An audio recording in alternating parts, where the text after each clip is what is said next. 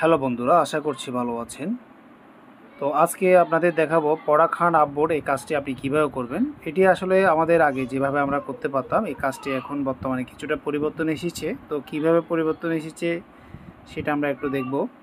আমাদের রিকোয়ারমেন্টে যদি আমরা দেখি যে আমাদের পরাখানটের অ্যাকাউন্ট লিঙ্কটা দিতে বলেছে, স্যান্ড স্ক্রিনশট শোয়িং আপবোর্ড যেটা করেছি সেটার স্ক্রিনশট দিতে বলেছে এবং প্রোডাক্টটা আমাদেরকে একটা হিন্টস দেওয়া আছে।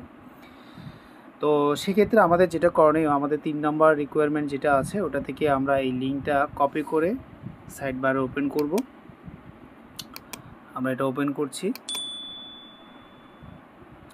ওপেন করার পরে আমাদের এখানে দেখব যে আমাদের যে রিকোয়ারমেন্টটা আছে এখানে আমাদের TRS লাস্টে এরকম একটা হিন্টস দেওয়া আছে। তো আমরা দেখব ওই প্রোডাক্টটি আমাদের এখানে আছে কি না।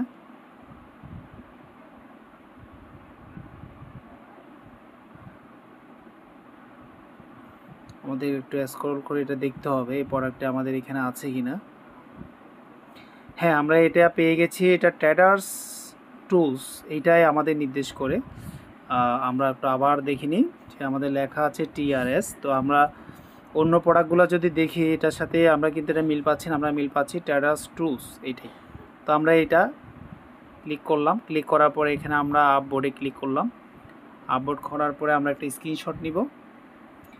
স্ক্রিনশট নেওয়ার পরে আমরা এটা আমাদের যে রিকোয়ারমেন্ট আছে 2 নম্বর রিকোয়ারমেন্টে আমরা এটা আপলোড করে দিব। তো আমরা একটু দেখে নিব, দেখার পরে আমরা এটা আপলোড করে নিব।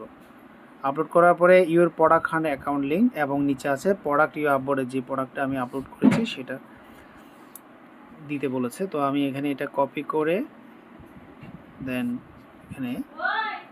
এখানে সাবমিট করলাম। করার পরে এখানে আমাদের ফার্স্ট রিকোয়ারমেন্টে বলেছে ইউর পরাখান অ্যাকাউন্ট লিঙ্কটা আমাদেরকে দিতে বলেছে।